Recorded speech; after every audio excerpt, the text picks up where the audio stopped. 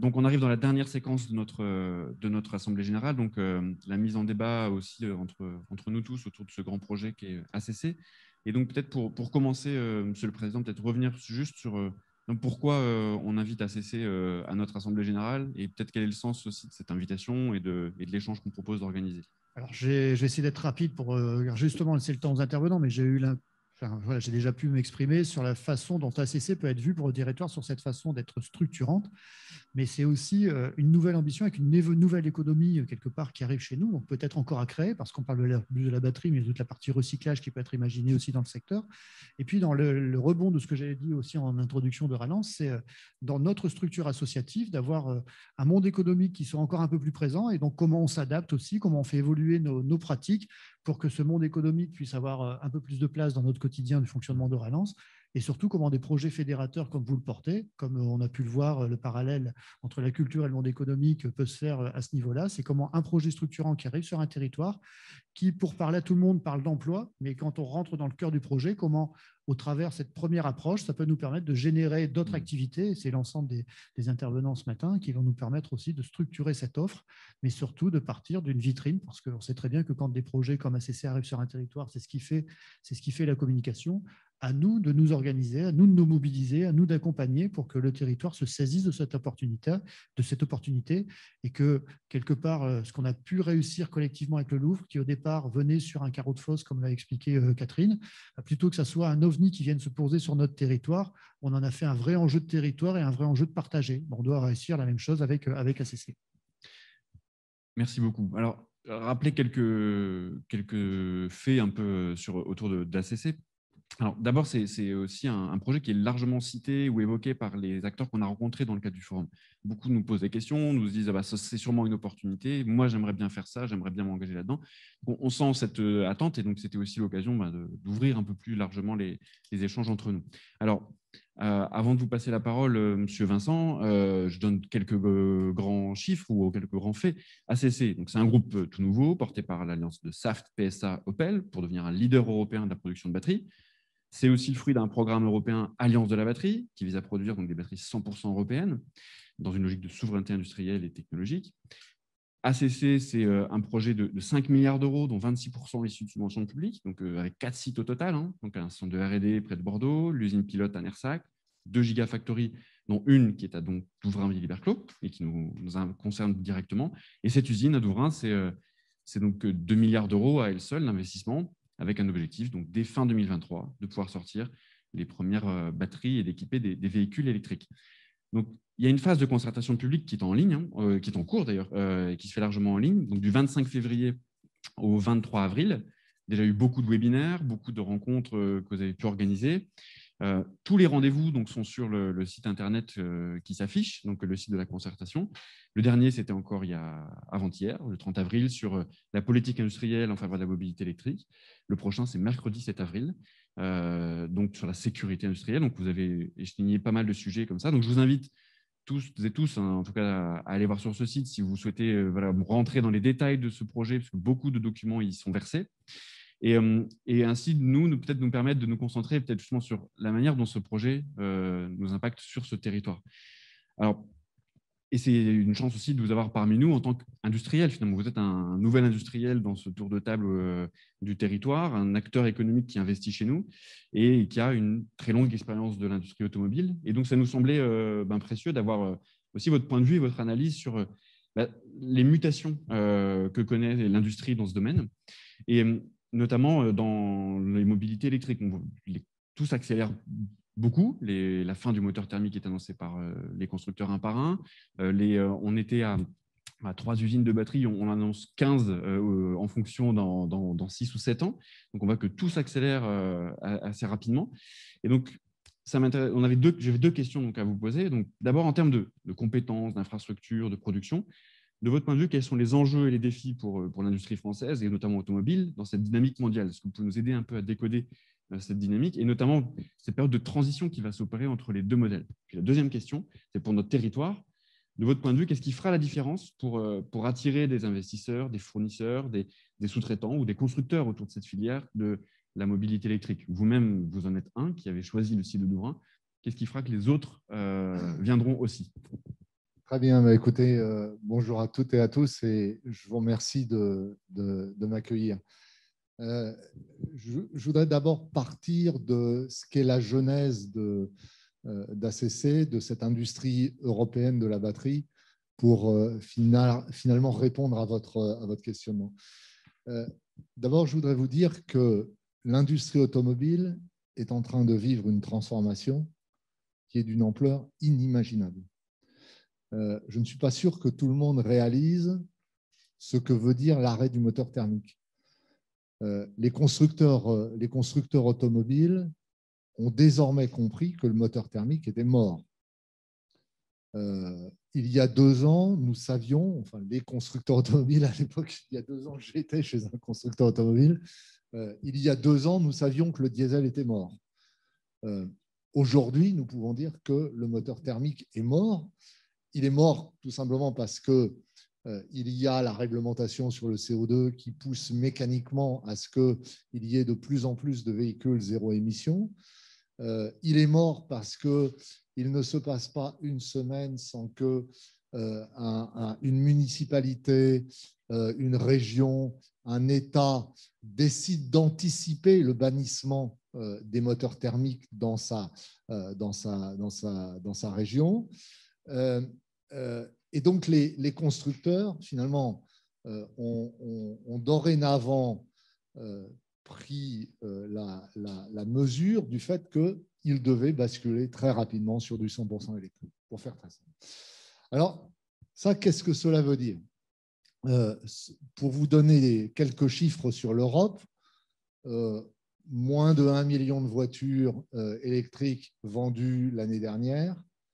En 2030, on imagine qu'il y en aura 12 millions. Une voiture électrique, c'est une batterie qui va peser entre 400 et 600 kilos. Donc, aujourd'hui, toutes les batteries viennent d'Asie. Les plus gros constructeurs sont chinois, coréens, japonais. Il y a un seul site un peu important de production de batteries en Europe, il est en Pologne. C'est un site du coréen LG. Et donc, on voit immédiatement que équiper 12 millions de voitures avec des objets, la batterie, qui pèsent 500 kilos, on ne peut pas raisonnablement continuer à se sourcer en Asie. Pour des raisons de souveraineté industrielle, pour des raisons tout simplement de logistique, pour des raisons de coût. Et donc, le projet ACC, il vient de là. Il vient de la conviction de l'Europe qu'il y a nécessité que la mobilité devienne plus propre. Et de fait, la mobilité électrique est une mobilité beaucoup plus propre, y compris lorsqu'on intègre l'ensemble du process de fabrication, hein, depuis la mine jusqu'à la fabrication de la batterie. Donc, il est important que l'on ait une mobilité propre pour traiter les problèmes d'émissions de gaz à effet de serre et que l'obtention de cette mobilité propre passe par la création d'une industrie en Europe, une industrie qui n'existe pas. Alors, ACC a été créé dans ce cadre-là. C'est un combat qui est un combat difficile, puisque industrie naissante face à des géants déjà constitués qui sont essentiellement des géants chinois. Et ne nous y trompons pas, ces géants chinois veulent envahir l'Europe. Donc, nous avons, nous, ACC, finalement, je dirais, deux enjeux qui me paraissent importants et qui peuvent permettre de répondre à votre questionnement sur l'impact sur le territoire. Mes deux obsessions sont la compétitivité de l'entreprise. Il faut savoir que cette mobilité propre, l'objet est qu'elle soit accessible à la plus grande partie de la population, ce qu'elle n'est pas aujourd'hui. Aujourd'hui, la mobilité électrique qui est offerte par tous les constructeurs est une mobilité chère. bien que subventionné par les États, ça reste une mobilité chère. Je suis frappé quand on me parle régulièrement de Tesla. Oui, Tesla, c'est faire des voitures électriques. Comme tous les constructeurs savent faire des voitures électriques. Simplement, la Tesla n'est pas accessible à la majorité de la population. Donc, il y a un enjeu qui est de rendre accessible à la majorité de la population cette mobilité propre. Or, en fait, quand on regarde le coût d'un véhicule électrique, eh bien, 40% du coût, c'est le coût de la batterie. Et donc, pour que les constructeurs fassent baisser le prix du véhicule électrique, évidemment, il s'agit notamment de faire baisser le prix de la batterie, pas uniquement, mais notamment. Et donc, cette question d'être en capacité d'écrouler le prix d'une batterie pour faire en sorte qu'au final, une voiture électrique coûte la même chose qu'un véhicule thermique, est une question qui est fondamentale pour ACC. Et je dirais que, pour le coup, l'ensemble de l'entreprise, mais aussi l'écosystème qu'il y a autour, peut contribuer à cette performance économique. Le deuxième point, c'est tout ce qui a trait à la production verte, entre guillemets, et socialement responsable. Il est évident que si l'on ruine partiellement, pas en totalité, mais partiellement, tous les effets positifs de la mobilité propre par une production qui serait elle-même sale, on n'a fait qu'une partie du travail. Et c'est très dommage. Or, quand on regarde aujourd'hui sur l'ensemble de la chaîne de la valeur, depuis la mine jusqu'à la production du véhicule, en passant évidemment par la production de la batterie, ce que font les entreprises qui aujourd'hui produisent des batteries, nous nous disons qu'il y a beaucoup mieux à faire sur l'ensemble de cette chaîne de valeur pour faire en sorte que les émissions de CO2 soient beaucoup plus réduites. Et dans ce cadre-là, je pense très sincèrement que ce peut être un facteur de différenciation extrêmement fort, notamment par rapport aux concurrents asiatiques, parce que nous utilisons des énergies qui sont plutôt plus décarbonées que ces concurrents, parce que nous allons être particulièrement vigilants sur les niveaux de consommation de notre site, parce que nous allons chercher à faire en sorte qu'il y ait le maximum de fournisseurs qui se rapprochent de nos lieux de production de manière à éviter des flux logistiques coûteux. Voilà un certain nombre de sujets sur lesquels il me semble qu'il y a aussi effectivement une contribution possible du territoire. Et donc, du coup, dans les caractéristiques de notre territoire, qu'est-ce qui, de votre point de vue, pourra faire la différence? On voit bien que l'enjeu, il est mondial et européen déjà en termes de souveraineté, et que si la région s'engage dans ce dossier, elle a un certain nombre d'atouts. Alors, et nous, si on rezoome à l'échelle de l'Artois, finalement, comment on peut prendre notre place dans cette stratégie, et puis quels seraient peut-être les atouts à mettre en avant, ou en tout cas les défis à dépasser? Bon, alors d'abord, je voudrais vous dire que le point premier de la localisation à Douvrin, mais aussi à Kaiserslautern en Allemagne, renvoie à la volonté du groupe PSA, maintenant Stellantis, d'apporter une solution à ce qui allait être un problème majeur. C'est-à-dire que dès lors que les réglementations sur le CO2 ont été promulguées en 2018, l'on savait que le moteur thermique allait inéluctablement baisser. Et donc, l'on allait se retrouver avec des usines de fabrication de moteurs thermiques sans activité à plus ou moins court terme. Et donc, le fait que nous puissions produire des batteries à Douvrin, et Kaiserslautern en Allemagne, c'est exactement la même chose, c'est aussi une usine de fabrication de moteurs, permet d'apporter une solution partielle à ce problème qui, de toute façon, de toute façon allait s'opposer. Donc ça, c'est le premier point, c'est que notre installation apporte une solution à un problème qui aurait existé. La deuxième chose, je pense que on a été évoqué un tout petit peu à un moment donné la question du recyclage. C'est évidemment un sujet majeur.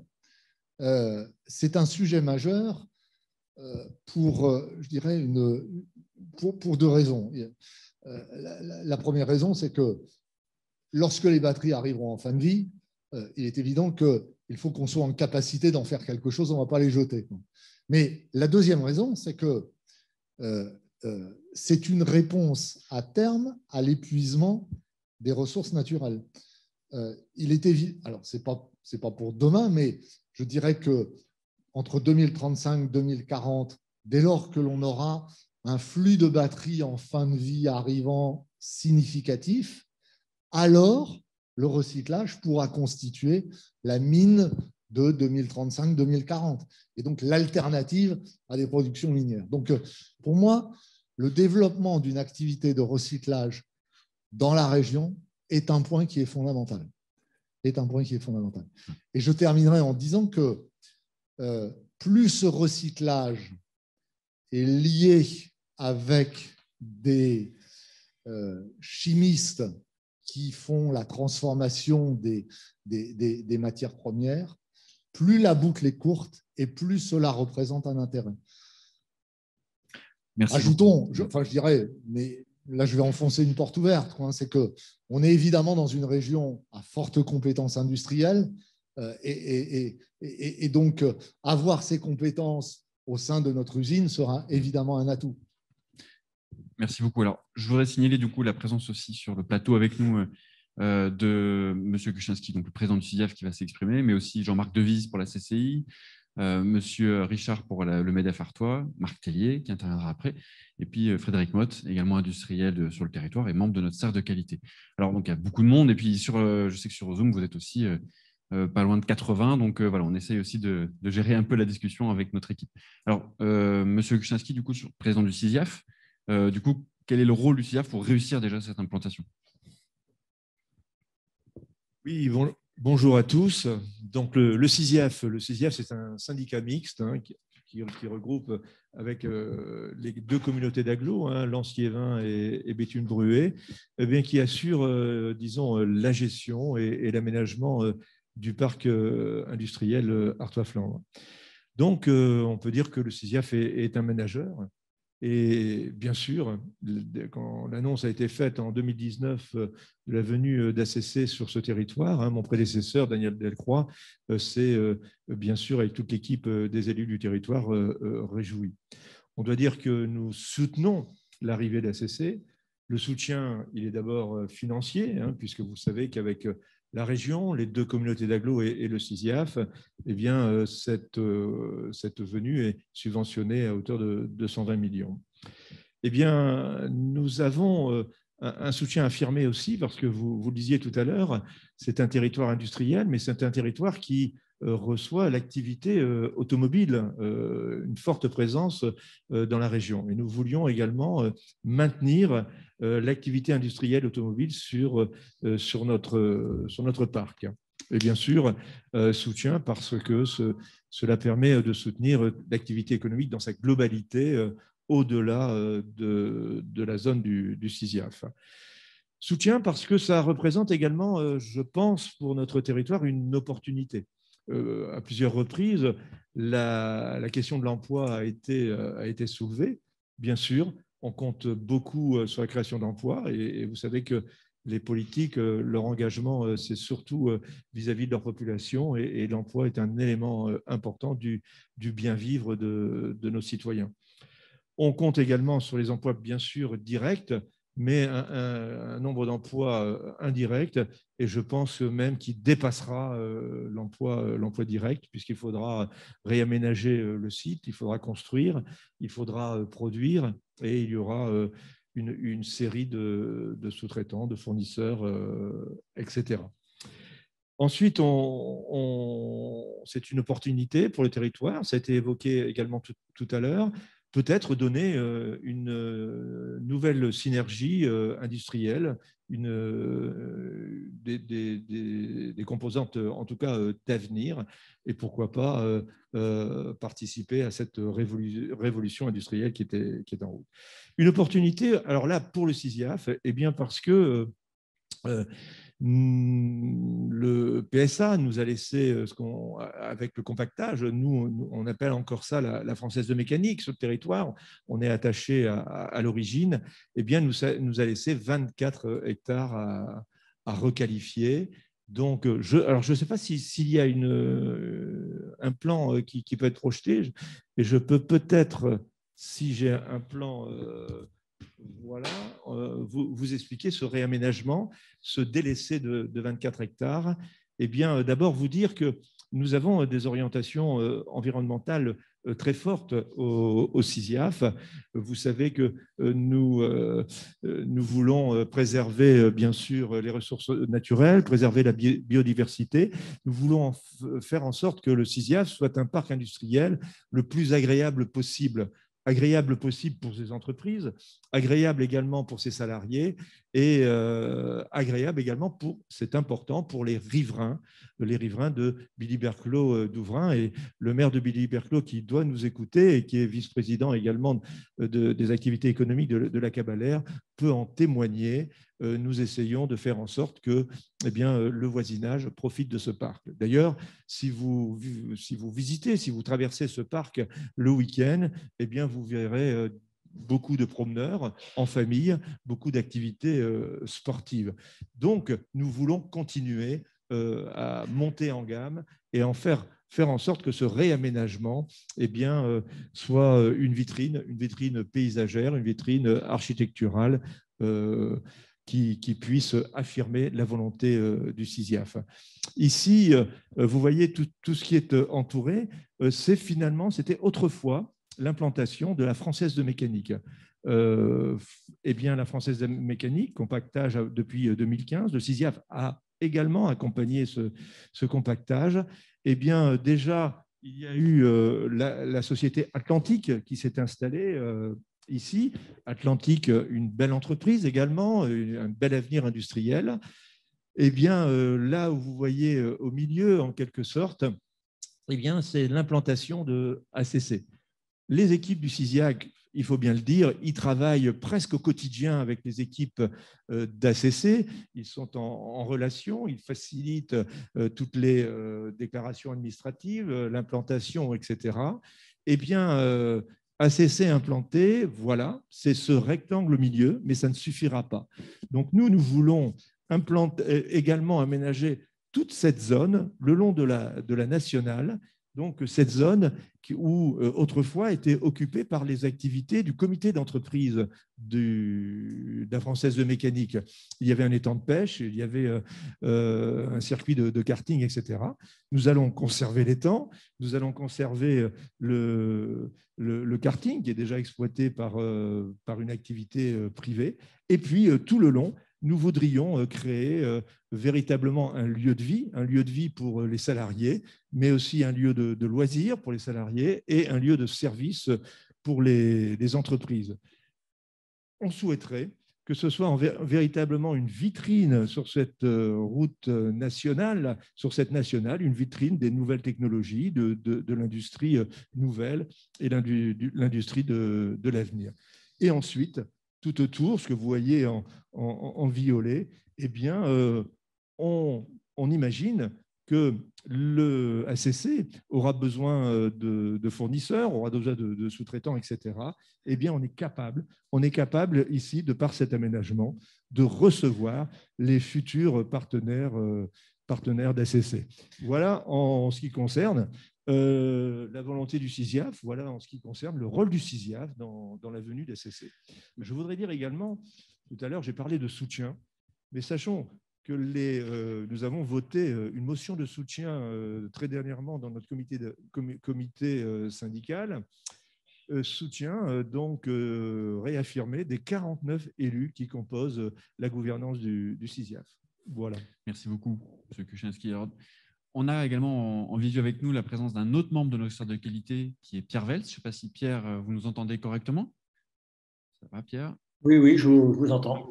Merci beaucoup d'avoir accepté d'être présent avec nous à distance. Donc, Pierre nous accompagne dans le secteur de qualité depuis 2015. Il avait été déjà là lors des premiers débats autour de l'économie et de la formation. Et il nous a semblé intéressant de le mobiliser et de le faire participer à notre discussion parce qu'il est passionné des questions industrielles. Il a écrit 2 ouvrages, notamment bien d'autres, mais ceux-là, évidemment, nous interpellent. La société hyper-industrielle en 2017 et puis L'économie désirable qui est sortie en 2020 et qui permet justement de mettre le doigt sur ces mutations économiques qu'on traverse. Et donc, ça nous intéressait, Pierre, d'avoir votre point de vue aussi sur la manière dont on peut espérer une dynamique économique vertueuse à partir d'un événement tel qu'ACC. Comment un territoire, au regard des expériences que vous avez suivies, accompagnées, connues, analysées, quelles sont les conditions pour qu'une dynamique territoriale puisse s'enclencher autour d'un événement comme ça? Bonjour à toutes et à tous. On m'entend bien? Oui, ça va. Très bien, merci. D'abord, puisque tu me donnes la parole, Gilles, je voulais vous remercier de m'avoir invité à rejoindre ce nouveau salle de qualité, parce que franchement, c'est une expérience magnifique. Le président Robert a parlé tout à l'heure d'OVNI à propos de Ralance. Je pense que c'est effectivement une autre façon, mais une façon, je pense, beaucoup plus moderne que les façons traditionnelles d'envisager le développement des territoires à travers ce partenariat extrêmement ouvert. On en a une illustration aujourd'hui, puisqu'on passe du Louvre-Lens à une usine de batterie. Ce partenariat où on trouve à la fois qu'il y a un lieu de contact entre la société civile, les associations, les élus, évidemment dont le rôle est fondamental, et aussi maintenant, je pense, de plus en plus le monde économique. Donc, un immense plaisir de participer à ça. Je crois que, comme l'a dit M.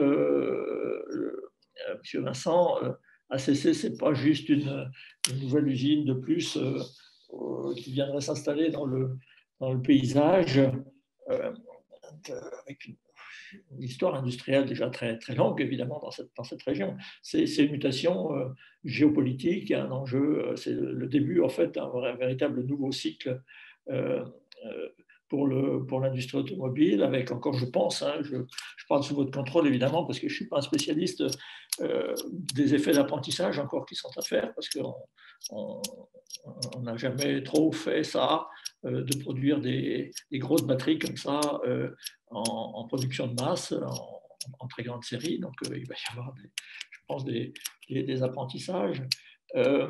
Donc moi je trouve que c'est une nouvelle extraordinaire pour la région du bassin minier et plus généralement la région du Nord, d'être encore un peu de cette nouvelle aventure industrielle. La région a un rapport très ambivalent, au fond, on l'a bien vu à la question industrielle, puisque elle a des racines et un attachement très fort à l'industrie, mais en même temps, l'industrie a quand même aussi créé quelques dégâts environnementaux, etc. Moi, je me souviens, il n'y a pas si longtemps, on parlait encore d'un avenir post-industriel. Moi, j'ai toujours été violemment opposé à cette idée du post-industriel. Non pas que les services ne soient pas importants, mais je pense que si on regarde les choses, au fond, on est en train de vivre une espèce de renaissance industrielle. Et derrière ça, je pense qu'il y a plusieurs sujets qui s'ouvrent au-delà des aspects strictement techniques. Je pense qu'il y a un sujet de communication qui est très important. L'image de l'industrie en France, et notamment chez les jeunes, est particulièrement dégradée. Quand on fait les comparaisons internationales, quand on regarde les enquêtes, on voit que la France est le pays où les jeunes, et d'ailleurs les Français de manière générale, ont la plus mauvaise image de l'industrie parce qu'ils ont une image vieillie. Donc je pense qu'il y a autour d'un projet comme cela, je suis sûr que vous en êtes très, très conscient, aussi un enjeu de communication très fort pour dire non, mais l'industrie, c'est plus que c'était, c'est devenu quelque chose qui est moderne, qui est écologique, l'enjeu écologique. Moi, je suis très frappé, y compris dans les écoles d'ingénieurs, y compris dans les plus connues. Aujourd'hui, il y a un changement de mentalité extraordinaire chez les jeunes. qui est que les questions écologiques sont vraiment mises partout au premier plan. Enfin, vous avez peut-être suivi les difficultés d'implantation totale sur le campus de Polytechnique. C'est tout à fait symbolique, quoi. Mais je pense que c'est profondément positif parce qu'on a aujourd'hui une jeunesse qui est consciente du fait qu'il y a des enjeux écologiques majeurs et il faut que les gens se rendent compte que les industriels, enfin, M. Vincent en a parlé à l'instant, ont parfaitement conscience de cet enjeu et qu'on n'est plus à l'époque où l'écologie était perçue comme une espèce de contrainte qu'il fallait subir, des fourches codines entre lesquelles il fallait passer. Aujourd'hui, on comprend que c'est au cœur même du renouveau de l'industrie. Voilà, donc je pense que c'est une nouvelle magnifique pour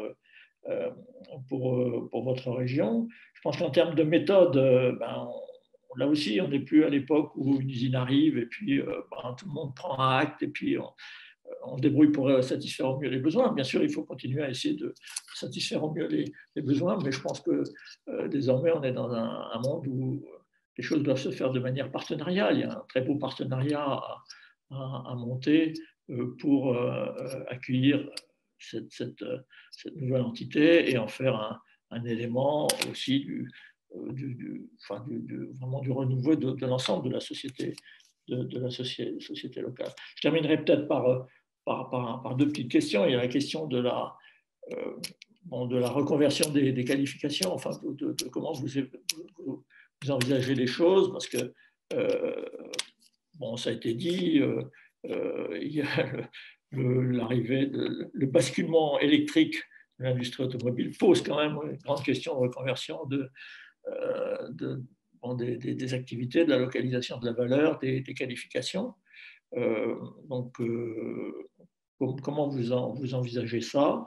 Et puis, le deuxième sujet, c'est que je pense qu'il est de notoriété publique qu'il y a d'autres projets menés par d'autres entreprises qui s'intéressent également à des localisations dans la même région.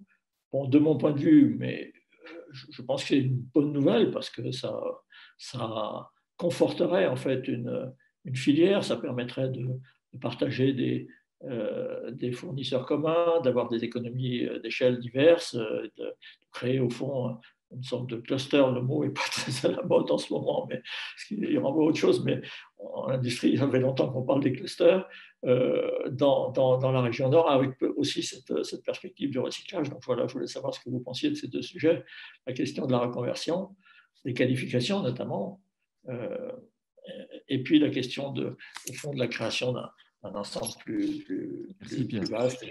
Voilà. Alors justement, on a avec nous un champion un peu des coopérations et puis de la formation. Donc Marc, tu pourras sûrement rebondir sur ce point-là. Et puis du coup, Yann, peut-être enchaîner. On va essayer de compacter un peu nos interventions pour assurer un peu de discussion aussi entre nous.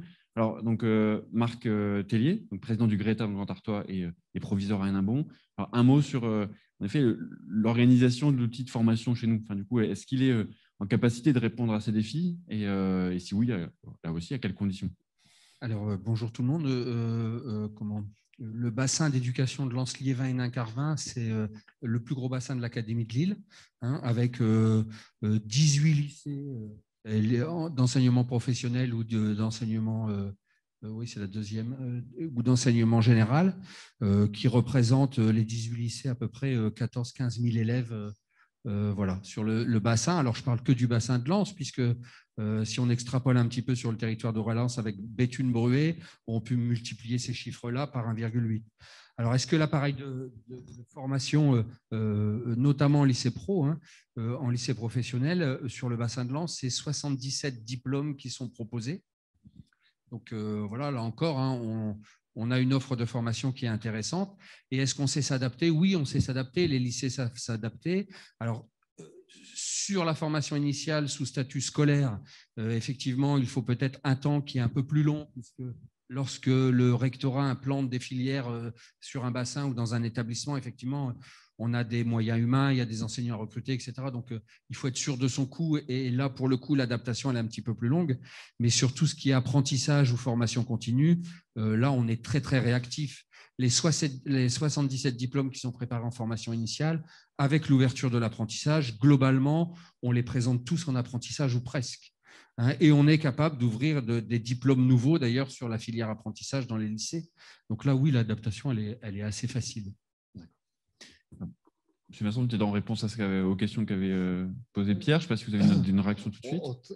Très rapidement, les procédés de fabrication qu'on va utiliser sont des procédés qui sont extrêmement automatisés. Donc, le type de profil que l'on va rechercher, c'est des conducteurs d'installation, c'est des gens qui font de la maintenance, c'est des gens qui sont capables d'exploiter les données, ce que l'on appelle le big data. C'est des gens qui sont capables de faire des analyses qualité, etc. Et je n'ai pas de doute quant au fait que nous arriverons à les trouver dans la région. J'ai aucun doute, quoi. Y compris effectivement moyennant des parcours formatifs, mais il n'y a pas d'obstacle. Sur la deuxième question, je ne sais pas. J'entends comme vous les rumeurs sur des implantations. J'ai des idées sur qui pourrait s'y implanter. Deux choses. Un, oui, cela peut contribuer à créer un cluster et avec ses effets positifs dans ce cas-là. Deux, faisons attention aux Chinois. Je le répète là-dessus. Je le répète. On est dans une guerre. On est dans une guerre et il ne faut pas être naïf. Or, je constate que l'Europe de manière générale, et la France peut-être naïf sur le sujet. Ils veulent écraser une industrie naissante. Bon, donc voilà. Alors, du coup, peut-être une réaction de M. Devise, je ne sais pas si en tant que président de la Chambre de commerce de l'Artois, comment la Chambre de commerce, elle, sur ce genre de grands défis économiques, elle peut se mobiliser, et puis peut-être quel est pour vous peut-être l'axe sur lequel on pourrait aussi s'organiser collectivement pour essayer de répondre à ce défi. Bon, je pense que beaucoup de choses ont été dites, donc c'est évident que c'est un succès pour notre territoire d'avoir su attirer une entreprise comme celle-ci, une industrie naissante, effectivement, donc qui appelle à porter d'autres fruits autour effectivement de la restructuration et de la rénovation. Moi, je voudrais axer aussi, parce que vous l'avez évoqué, c'est une chaîne de valeur, et aussi une entreprise comme celle-là, c'est aussi une chaîne logistique. Et aujourd'hui, vous êtes aussi au cœur d'un bassin d'équipement logistique qui est aussi extraordinaire. Et j'ai fait un petit calcul, vous avez parlé de 500 kilos pour une batterie et 12 millions de véhicules à terme. Donc, ce qui fait 6 000 millions de kilos à transporter. Et que ce serait dommage d'avoir une mobilité propre et d'avoir une logistique sale.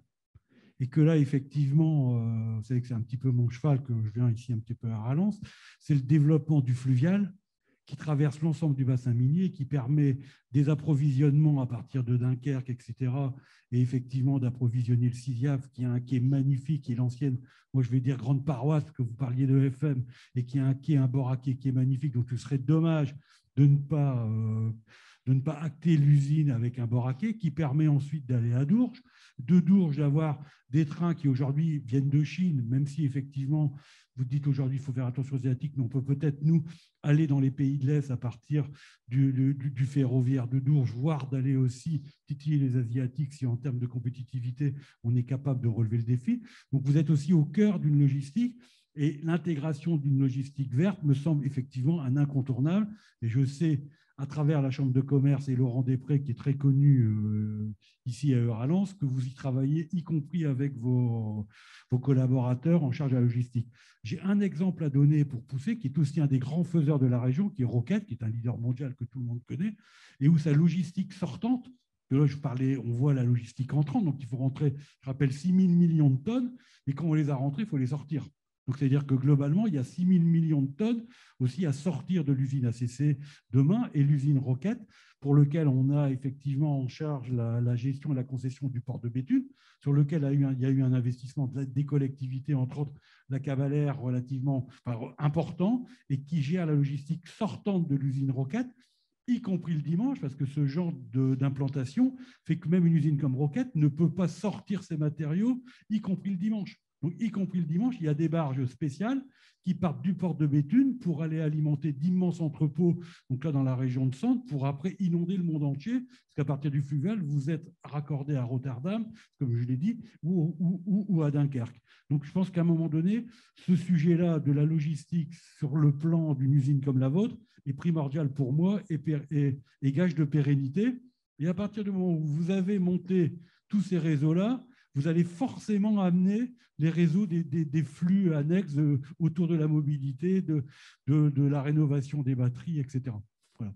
Et quand les flux sont faits un petit peu, c'est quand même parfois aussi le plus difficile par rapport au choix de l'implantation demain des usines de demain autour de la mobilité. Voilà. Merci beaucoup. Alors, du coup, justement, si on revient un peu au territoire, comment le territoire peut s'organiser, Marie, est-ce que tu voudrais bien nous peut-être dézoomer ou nous dire, vu l'expérience du Louvre-Lens et la manière dont le territoire s'en est emparé, est-ce qu'on est capable aussi de cette expérience de faire encore mieux autour de ce nouveau défi? Et justement, là, c'est comment on organise les forces d'un territoire, et puis toi, qu'est-ce que tu vois comme ressources sur notre territoire pour le faire, de manière à ce qu'on arrive à tirer le maximum de ce projet?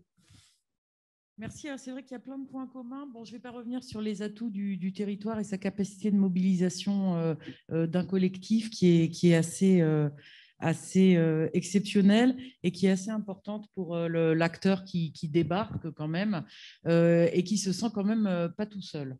Le point sur lequel j'aurais tendance à insister, c'est ce côté, comment dire, le pacte initial. C'est-à-dire qu'un grand projet pour un territoire, c'est un pacte multipartenarial. Et que quelque part, de ce pacte reste responsable dans la durée, chacun des partenaires. Ce côté, voilà, je suis responsable de ma rose, et ben on est responsable de son projet, on est responsable de son rêve, quelque type de partenaire qu'on soit, et en particulier les grands partenaires territoriaux, les grands partenaires politiques de l'installation d'un projet sur un territoire. Ça, c'est quelque chose qui me semble très important. Donc, autour du Louvre-Lens, l'État, pour ne pas le nommer, le RBM, par exemple, le Louvre avec l'installation par la suite donc, de son centre de conservation des collections à Liévin, où sont maintenant 250 000 objets, etc., etc. Bien sûr, la région, le département, l'agglomération, les villes, etc. Donc ce pacte, il doit être aussi repensé, refondé très régulièrement. Ça, je crois que c'est quelque chose de très important. Et peut-être, par exemple, nous, au Louvre-Lens, c'est quelque chose qui est fait autour du conseil d'administration de l'établissement public, mais il y aurait peut-être d'autres enceintes, d'autres moments de refondation de ce pacte à penser ou à avoir pensé dans le temps. C'est quelque chose qui me paraît important. Voilà, donc le grand projet un peu comme zone d'articulation entre une politique territoriale et une dynamique d'ensemble vraiment à ne pas oublier. Deuxième point, le temps long. On a parlé de soutien, j'ai entendu ce mot de soutien qui est important. C'est jamais facile, ça ne se fait pas tout seul, c'est pas linéaire le succès. Et donc cette mobilisation et ce soutien doivent s'inscrire dans le temps long. Donc, il faut pas, voilà, il faut soutenir à toute force, notamment dans les creux qui vont marquer la prise, en quelque sorte, du succès. Ce soutien, encore une fois, il est structurel dans des installations connexes, etc. Et il est entre autres politique. Penser d'emblée assez vite et tenir l'enchaînement des séquences et le coup d'après. On l'a évoqué aussi, effectivement, comment on décline et l'installation du grand projet et tout l'écosystème qu'on construit autour. Penser vraiment correctement l'enchaînement des séquences et là encore, sur des choses qui peuvent sembler secondaires ou connexes, ne pas perdre le rythme. Voilà. Là, les petits exemples, c'est nous, les 8 ans qui ont séparé l'ouverture du musée de l'ouverture de l'hôtel juste en face, par exemple, ou aujourd'hui le quartier le plus proche qui n'a pas encore pu être rénové. Pensez toujours le dernier kilomètre. au sens le plus propre pour ce qui nous intéresse, mais aussi au sens figuré qui conditionne, on le sait, vraiment la réussite d'un projet et que classiquement on laisse un petit peu de côté. Organiser un pilotage dont on a bénéficié. Euralance a été créé pour ça, la plateforme d'intelligence collective aussi, à la fois pour mesurer, pour accompagner. Ça, c'est quelque chose que je trouve très important. Ça peut ressembler peut-être à de la calinothérapie, mais ça n'en est pas du tout. Et ça, c'est quelque chose qu'on n'a pas fait ces dernières années autour du Louvre-Lens, vous voyez, vraiment accompagner dans les dimensions les plus bêtes, les plus simples, notamment, par exemple, l'installation des collaborateurs et l'installation des cadres sur le territoire. Ça, pour moi, par exemple, au Louvre-Lens, c'est une petite limite, c'est un petit échec. C'est pas normal, alors je suis une exception, mais c'est pas normal que mes collègues cadres du musée n'habitent pas sur ce territoire. Moi, je suis très en colère de ça, je leur en veux, je nous en veux aussi collectivement. Je pense que ça, c'est des objets vraiment d'accompagnement dont à la fois l'acteur principal du grand projet, mais aussi le territoire, ont beaucoup de bien à retirer. Les transports, les dessertes, etc. Penser large géographiquement, accompagner aussi donc en termes de comment dire, complémentarité, réseau, écosystème, penser large et notamment penser, assumer l'articulation régionale et européenne du projet. La métropole européenne de Lille, c'est pas l'ennemi, c'est un partenaire majeur avec lequel il faut qu'on apprenne sans doute à davantage partager. Je pense qu'au niveau de notre territoire, il est temps qu'on ait suffisamment confiance en nous pour le penser sur le plan international. Et là, on n'a pas de structure aujourd'hui. Et je pense que c'est des besoins qu'on pourrait mieux adresser, pardon pour l'anglicisme. Mais moi, je vois dans le cadre de ce regroupement entre Euralance et le pôle métropolitain de l'Artois, là, une vraie opportunité de développement, enfin d'assumer un développement international à l'échelle de l'agglomération. Puis, vous l'avez compris, il s'agit évidemment d'accompagner, mais aussi de s'emparer, bien sûr, de profiter. Et là-dessus, je pense qu'il ne faut pas être modeste. Mais par contre, on l'évoquait, on a besoin de penser ces écosystèmes et de penser ces ensembles de manière assez fine. Profiter, c'est penser des complémentarités d'infrastructures, de sites forts. Effectivement, ça se pense soigneusement. Attention aux effets de concurrence qui seraient destructeurs, mais par contre, attention aussi à l'effet d'isolement, d'insularité. Vous le savez, aujourd'hui, le développement du tourisme ici, par exemple, sur le territoire, sans autre équipement structurant majeur que le Louvre-Lens, il n'est pas tout à fait simple. Donc, il faut absolument qu'on continue, notamment sur les grands sites miniers, dont l'accessibilité aujourd'hui et la capacité du coup d'attraction n'est pas encore, à mon avis, parachevée. Après, je rajouterai quelques ingrédients majeurs pour moi. Ils ont un peu été cités. Premièrement, on accompagne, on est à l'aise, on profite, on travaille ensemble quand on est en accord sur quelques valeurs. Donc, des projets qui ressemblent aux valeurs du territoire. Vous en avez cité quelques-unes, notamment, sans angéliser nullement, mais cette question d'attention à l'environnement, cette question aussi d'attention au paysage du territoire où nous nous inscrivons. Deuxième ingrédient pour moi, ambition, qualité maximale pour ce territoire qui le justifie, qui le nécessite et qui en a besoin. Et chez l'acteur central du grand projet et chez nous tous qui l'accompagnons. On a parlé de compétitivité, entre autres, ce qui n'est pas tout à fait la même chose, mais ce qui répond un petit peu à ce besoin. Le Louvre-Lens, c'est un architecte japonais, Pritzker Price, enfin, une architecture majeure. Les réserves du Louvre, c'est l'agence Rogers, projet innovant. Les œuvres du Louvre, les plus belles du monde qui viennent. Voilà, il faut pas mégoter sur la qualité. Innovation, et chez nous, l'innovation, elle doit être pensée quand même, je pense, de manière systématique, pas seulement, mais elle doit être pensée sociale. C'est quelque chose qui, à mon avis, est indispensable pour que les choses fonctionnent. La question de l'adhésion des habitants, ça peut passer à travers la fierté, la communication. C'est quelque chose sur quoi il ne faut pas se louper, ça vous le savez. C'est très important. Il n'y a pas que la réussite économique, il y a l'appropriation par l'ensemble du territoire. Et puis enfin, évidemment, la mobilisation maximale de l'acteur principal, je me permets de le dire. Sinon ça ne prend pas. Voilà, j'ai beaucoup parlé. Merci. Merci beaucoup, Marie. J'ai pris beaucoup de notes. Et j'aurais juste pour Frédéric Motte. Et bienvenue surtout. Commencer par ça. Marc, pour Michel Richard et Frédéric Motte, juste, Marie a donné la notion de pacte. Est-ce que, j'ai une question simple, est-ce que les entreprises de ce territoire sont prêtes à rentrer dans ce pacte, en tout cas à s'engager avec nous aussi dans une démarche collective, peut-être? Merci. Prêtes à rentrer, non, elles y sont déjà.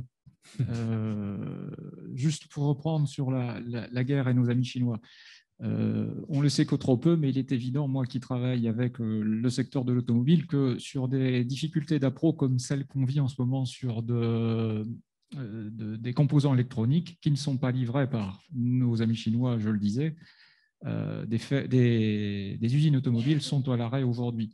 Des postes sont supprimés et ce sont des milliers d'emplois uniquement pour des problématiques d'appro. Il va de soi que si on regarde ça sous le prisme demain des problèmes de souveraineté et que là, ça devient un enjeu politique, ça a des répercussions évidentes sur la vie de nos entreprises automobiles et la vie tout court de nos territoires. La question de la souveraineté ne se pose même pas. Bien évidemment, il faut la traiter. Pour revenir sur les entreprises du territoire, et on se posait la question de savoir si on en est à attirer ou non des sous-traitants demain. La question se pose moyennement ou pas. Les sous-traitants sont là. Nous sommes une terre d'entreprises automobiles. Nous sommes déjà une terre d'entreprises et d'industrie. Ça fait bien longtemps que sur ce territoire, l'industrie existe et que les sous-traitants et ou les partenaires la soutiennent. C'est un territoire qui, d'ailleurs, dans son soutien aux industries, a su évoluer à la vitesse de la lumière. En 2 générations, on est quand même passé, ne l'oublions pas, de la mine au laboratoire pharmaceutique, par exemple, du LFB, à SSC, aujourd'hui, et à demain, aux entreprises de recyclage qui nous restent à créer. Donc, c'est un territoire où la population a cette capacité folle d'adaptation. Il faut souligner, il ne faut jamais l'oublier. Les fournisseurs et les partenaires d'ISAGE, ils existent déjà.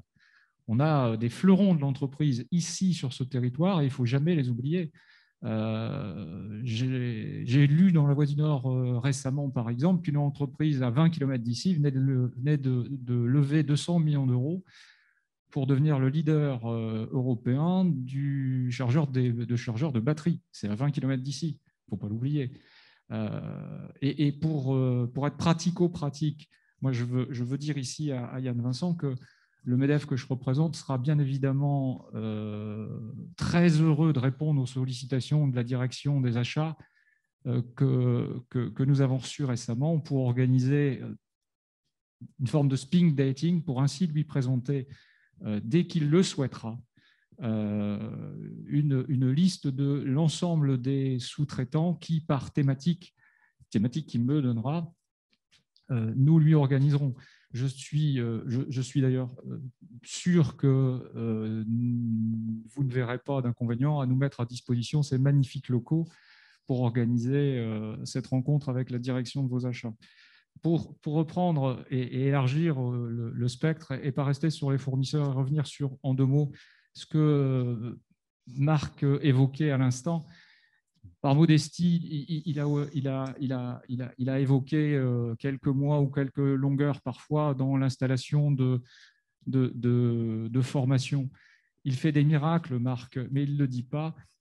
Si je prends pour exemple l'installation de la maroquinerie sur le territoire, en quelques semaines, voire quelques mois seulement, on a su mobiliser, parce que je vous le dirai en 2 mots dans 30 secondes, on a su mobiliser effectivement et le Greta et les lycées professionnels, en l'occurrence Savary, pour créer pour cette maroquinerie des diplômes et des formations et des filières qui n'existaient pas.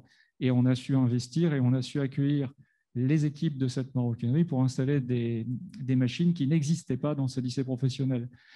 Je voulais juste souligner le fait que ces solutions et ces mises en œuvre plus que rapides avec l'enseignement et avec le public, elles sont possibles dans le territoire parce qu'il existe dans ce territoire quelque chose d'extraordinaire. C'est un maillage, c'est un réseau, c'est quelque chose de fondamental pour moi et il faut le souligner.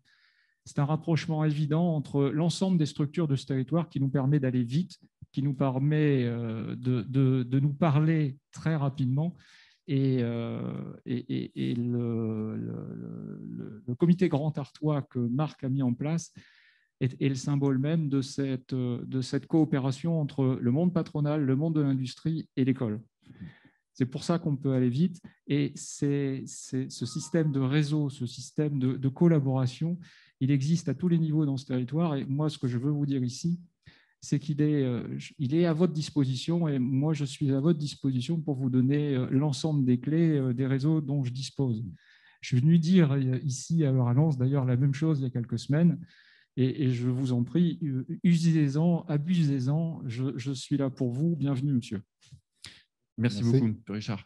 Alors, on glisse un petit peu dans notre timing. Il est déjà presque midi. Et du coup, je voudrais qu'on puisse au moins aussi entendre les élus réagir aussi à ce qui a été présenté. Et du coup, Frédéric Motte, une dernière intervention. Et puis après, je vous passe la parole. Et pour les gens ici qui sont dans le chat, on note bien vos questions. Je voulais vous signaler aussi qu'on les prend en note. Si on n'arrive pas à y répondre ici en direct, en tout cas, au moins, on les notera et on demandera aux intervenants d'apporter des réponses. Oui, très rapidement, mais je ne vais pas revenir sur la mobilisation des acteurs économiques. Mes collègues en ont parlé, on l'a vu sur des grands projets comme le terminal méthanier, le grand carénage Toyota. On sait faire pour se rassembler et apporter des solutions. Mais je voudrais, avec ma casquette d'entrepreneur, si vous me le permettez, et très modestement, me tourner vers les élus. Parce qu'il y a une conviction qui est maintenant partagée par tout le monde, c'est bien évidemment l'interdépendance, la fertilisation croisée d'avoir entre l'entreprise et les territoires. Et quand je dis entreprise, c'est tout type d'entreprise, qu'elle soit ESS, culturelle, associative ou autre. Mais nous assistons aussi de plus en plus à une compétition des territoires pour attirer, pour retenir, pour mobiliser les talents qui vont créer, développer ces entreprises qui elles-mêmes créeront les emplois et la richesse qui permet la solidarité ensuite. Et dans cette compétition des territoires, il y a, selon moi, je vois deux éléments clés pour avoir justement de la visibilité, pour entraîner, pour rassurer. Ce sont le leadership et d'avoir des éléments totems. Et ce territoire ici, il en a des éléments totems. Le Louvre-Lens en est un bel exemple, mais c'est aussi le stade, c'est cette chaîne des terrils, c'est cette accessibilité, c'est son expertise dans la sous-traitance industrielle, vous l'avez dit, sont vraiment des atouts de notre territoire. Mais pour se différencier dans cette compétition, il faut donc des éléments totems, mais aussi des signaux forts pour entraîner, pour redonner aussi la fierté à notre population. Et selon moi, en tout cas dans notre organisation, dans notre pays, et avec la légitimité que vous avez, eh bien ça incombe aux élus d'envoyer ces signaux forts. Vous l'avez dit, Monsieur le Président du CISIAF, les 49 membres de votre comité, ils ont tous dit banco, nous on joue le jeu d'ACC. Vous l'avez dit, messieurs les présidents, en disant pôle métropolitain de l'Artois et de Rallens, il faut qu'on soit plus visible, on va unir nos moyens, nos forces, etc. Et donc moi j'ai envie de vous dire, allez plus loin, n'hésitez pas à envoyer des signaux très forts. Moi je rêve toujours de la photo devant le terrain d'ACC où on aurait tous les élus de tous bords, tous les acteurs de la formation, tous les chefs d'entreprise, tous les acteurs associatifs, pour dire partout à nos futurs cadres, aux sous-traitants, à vos investisseurs, aux Chinois aussi, parce qu'on sait qu'ils regardent notre territoire et notre démarche de près, eh bien nous ici, dans ce territoire, on est mobilisés, on y croit et on a envie de se battre. Je reviendrai sur ces maudits Chinois, mais vous l'avez dit, ils ne nous feront pas de cadeaux, ils nous feront pas de cadeaux. Et donc il faut qu'on soit unis, forts, et c'est à vous, messieurs, mesdames les élus, à envoyer ces signaux forts. Nous, on sera à vos côtés en tout cas. Merci beaucoup, Frédéric. Voilà. Donc, je voudrais vous repasser la parole et notamment à vous, Monsieur le Président de Rallens, pour cette dernière partie conclusive avec les élus. Je sais qu'on a aussi des représentants de la Cabalère, donc l'agglo de Béthune-Bruay et des Nains-Carvin qui sont en ligne. Mais voilà, je vous rends la parole pour cette séance conclusive, pour cette partie conclusive. Merci Gilles. Non, c'est déjà tous vous remercier et toutes de ces interventions et surtout de la diversité de vos propos, mais qui montre bien l'intérêt commun de se positionner collectivement pour la réussite d'un projet fédérateur, et là en l'occurrence un projet industriel. Juste pour répondre à Frédéric Motte, mais c'est vrai qu'on n'a pas forcément fait la communication de ce sens-là, mais physiquement le projet n'est pas sur l'agglo de Lanciévin, et pourtant l'agglo de Lanciévin est un des partenaires parce qu'on est au travers notre présence dans le CISIAF, mais aussi directement avec un accompagnement financier que l'on a au même titre que la Cabalère. Donc, c'est vrai qu'il y a aussi des questions pour chez nous, peut-être à sortir de nos habitudes de communication, nos habitudes de valorisation de ce projet, parce que ce n'est pas l'engagement de l'agglo qui était peut-être à mettre en avant, mais plus l'engagement de l'entreprise. Mais c'est déjà une réalité. Donc, aujourd'hui, peut-être que la photo, on ne pourra la faire que par groupe de 6 et masqué, mais on a tous envie de le faire plutôt rapidement et de pouvoir aller concrètement visiter le terrain et matérialiser nos engagements respectifs. Je vais peut-être laisser la parole rapidement à Alain, et puis après, on a peut-être Christian Musial et Steve Bossard qui sont en ligne également pour leurs territoires respectifs nous donner un point de vue et puis essayer de terminer là encore dans les temps qui nous étaient impartis. Vas-y Alain. Écoutez, je ne vais pas paraphraser parce que beaucoup de choses ont déjà été dites et effectivement, on s'aperçoit que le territoire du bassin minier, enfin de cette partie-ci du bassin minier doit être vu de très loin, puisque s'il y a 10 ans, il y a un premier OVNI qui s'est posé sur ce territoire, 10 ans après, il y en a un deuxième qui arrive.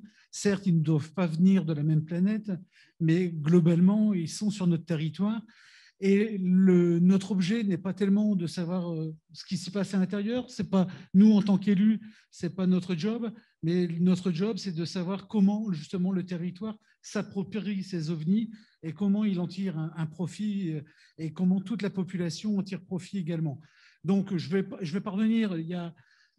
Pour nous, l'arrivée d'ACC, c'est l'opportunité d'avoir une nouvelle image en matière industrielle, d'avoir une nouvelle image en matière d'attractivité, avoir une identité économique forte. Et cela, bien sûr, ça se fera autour de la mobilité électrique, c'est évident. Cette image, on doit être en capacité de la développer. Donc, on en a longuement parlé. Il y a certes les batteries qui sortiront de la Gigafactory, mais il y aura la deuxième, voire la troisième vie des batteries, parce que si on parle de recyclage, il y a peut-être aussi une période intermédiaire avec des unités de stockage, des ENR qui aujourd'hui posent tant de problèmes et qu'effectivement, avec des batteries plus tout à fait performantes, suffisamment performantes pour la voiture, peuvent servir à autre chose avant d'être déstructurés et réutilisés autrement. Donc, il y a tous ces phénomènes industriels qu'il faudra prendre en considération. Mais nous aussi, en tant qu'élus, c'est de voir comment, en fait, globalement, ce qu'on a fait depuis tout à l'heure, on a tracé la carte heuristique de l'arrivée d'ACC sur le territoire. On a développé à peu près toutes les branches. On a parlé, bien sûr, du développement du transport fluvial, qui est un pendant indispensable, mais il y a aussi tous les transports faiblement carbonés sur lesquels il faudra réfléchir. On a sur notre territoire le bus à hydrogène qui fonctionne sur la Cabalère. On a, Daniel Percheron est à l'écoute. On réactive en ce moment très fortement le projet de transport en commun cadencé et performant entre ce qui pourrait être la future gare Saint-Henriette et la métropole lilloise. On essaye de développer au maximum le transport doux et notamment à travers la chaîne des parcs qui devrait permettre aussi d'être une alternative au transport individuel en voiture. Enfin bon, on est vraiment sur une logique de projets de territoire. Et à cela, je pourrais rajouter aussi tout ce que nous développons en matière d'énergie renouvelable, avec notamment, là, ça fait la une de l'actualité, le projet de Le Forêt, mais aussi au niveau du PMA, la carte solaire que nous avons, le cadastre solaire que nous avons développé et que chacun peut s'approprier aujourd'hui, et notamment en matière d'utilisation des friches et d'unités de production d'énergie électrique. Voilà, on est vraiment sur un territoire qui s'approprie ACC avec un objectif industriel. Alors certes, on ne veut pas que tout soit chez nous.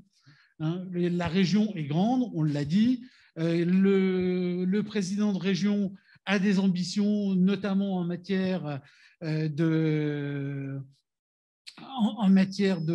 transition des batteries et de réutilisation, mais on pense que le bassin minier, le territoire du PMA peut être le cœur de ce développement industriel, avec tout ce qu'on a dit, avec notamment notre tradition industrielle qui est déjà très grande, avec des savoir-faire et des compétences qui sont sur le territoire et qu'il faut absolument utiliser. Grosso modo, aujourd'hui, on est prêt à faire le pari d'une industrie du XXIe siècle qui sera sobre, agile, numérique et bien sûr enracinée dans le territoire.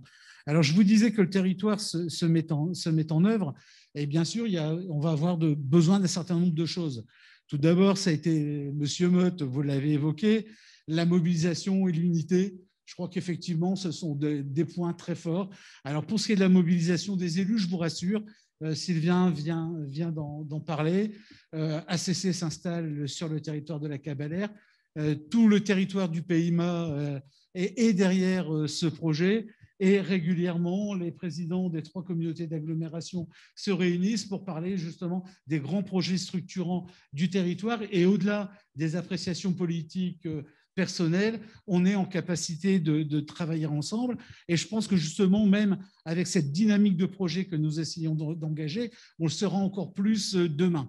La dynamique de Rallens a aussi permis de montrer que acteurs économiques, acteurs politiques, population, tout le monde est capable de s'engager dans un projet et que donc, de ce côté-là, je ne me passe pas de problème.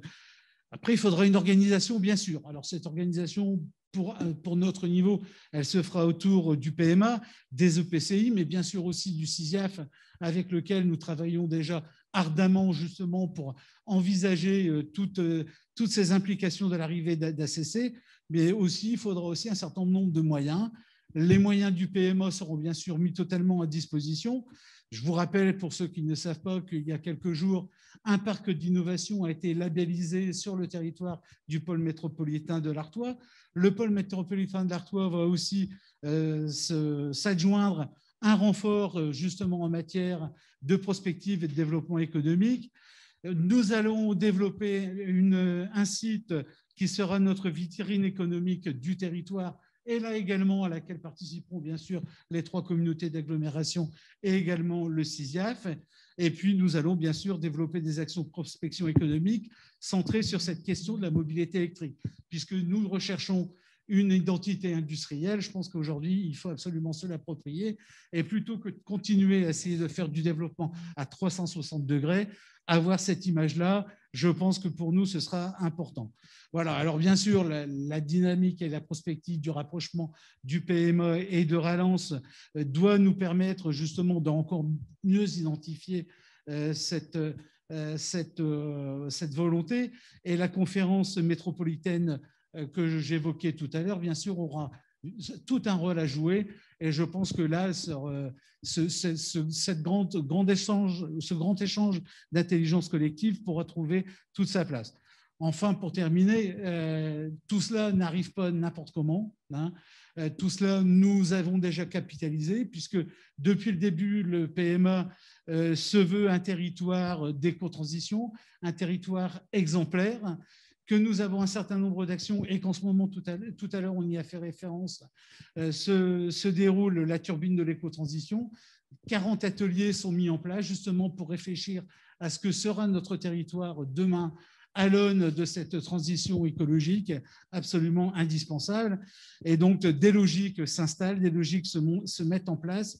Et bien sûr que l'arrivée d'ACC sera totalement appréciée à sa juste valeur et sera accompagnée, mais sera aussi pour nous l'occasion effectivement de donner un nouveau souffle à ce territoire. Alors, comme je le disais en introduction, ce n'est pas l'alpha et l'oméga, l'arrivée d'ACC. Le tout, c'est que nous l'approprions de la façon la meilleure possible, qu'effectivement nous puissions être dans la meilleure des collaborations au profit toujours de notre territoire.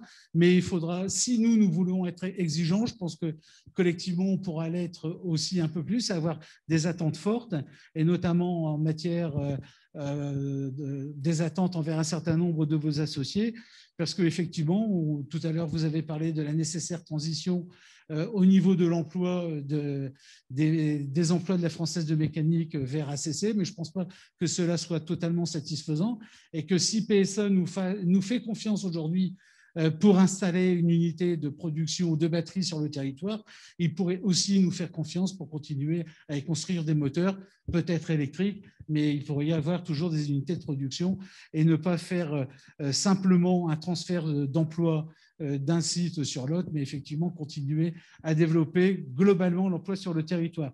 Voilà, je pense que nous sommes bien appropriés collectivement l'arrivée d'ACC. Je pense que l'ACC peut absolument compter sur nous.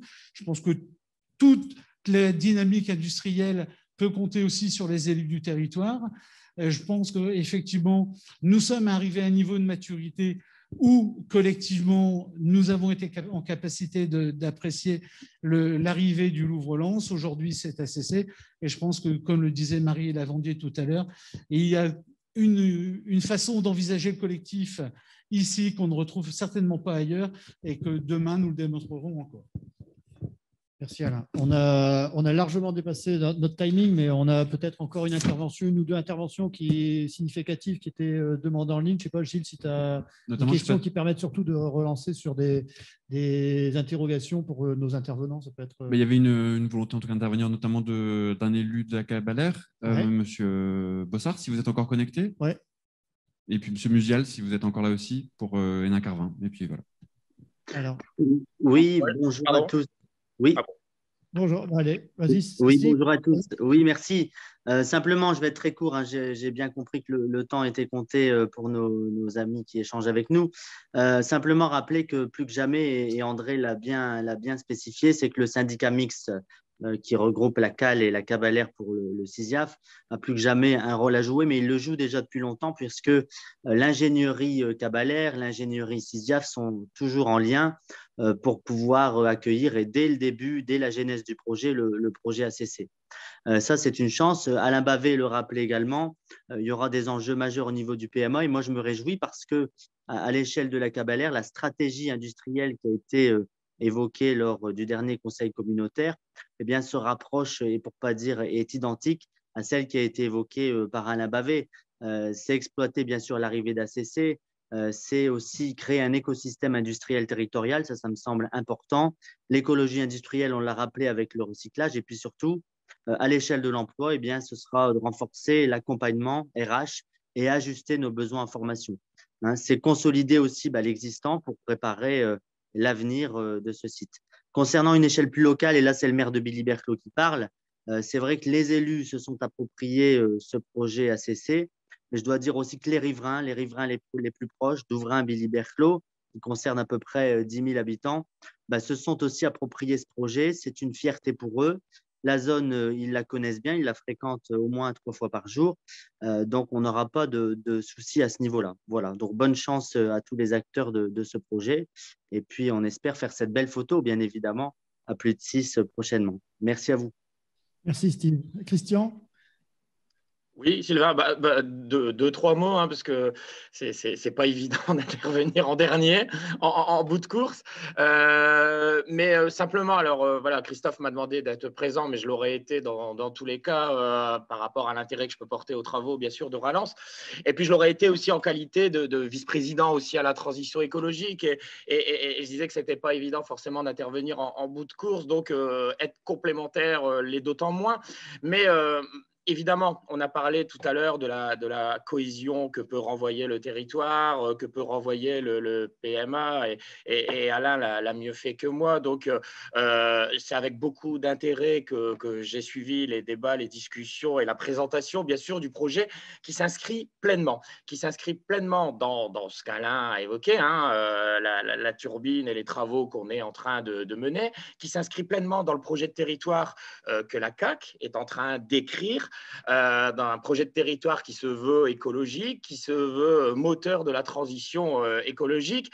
Et peut-être, je serais tenté de dire, pour essayer de compléter tout ce qui a pu être dit, on a beaucoup parlé enjeux formation, enjeux emploi, et bien sûr qu'on partage, et bien sûr que ce sera un vrai tremplin, ce projet sur le territoire. Il constituera un tremplin, mais il constituera aussi un tremplin et une vitrine pour ces politiques qu'on se doit maintenant de développer, de mener, de booster également. On a parlé de totem, et je remercie Alain d'avoir parlé du projet de centrale photovoltaïque. C'est aussi le maire de Leforest du coup qui parle et qui est très fier de la centrale photovoltaïque qui va être aménagée sur Leforest sur une surface de 30 hectares.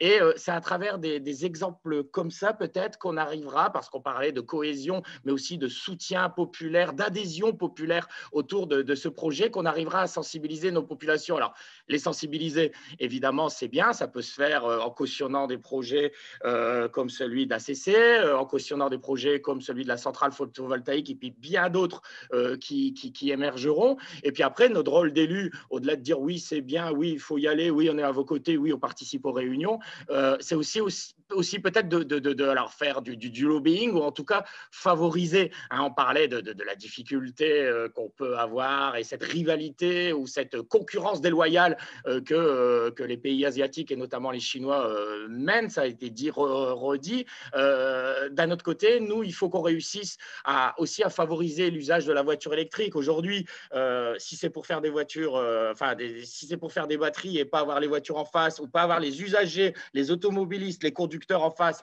ça ne sert pas à grand-chose. Donc, notre rôle d'élu, il est essentiel. Il est peut-être essentiel aussi en favorisant, en mettant en place des aides, en favorisant l'usage à travers des bornes qu'on ne trouve pas forcément. Donc, avoir cette logique aménageuse aussi, qu'on n'a pas encore complètement. Enfin, voilà, je cautionne évidemment cet aspect-là des choses, cette décarbonation, si on peut l'appeler comme ça, de la mobilité. Alors, bien sûr, à travers d'autres projets, la mobilité douce, le développement des pistes cyclables, etc., etc. Mais bien sûr que la CAQ est derrière.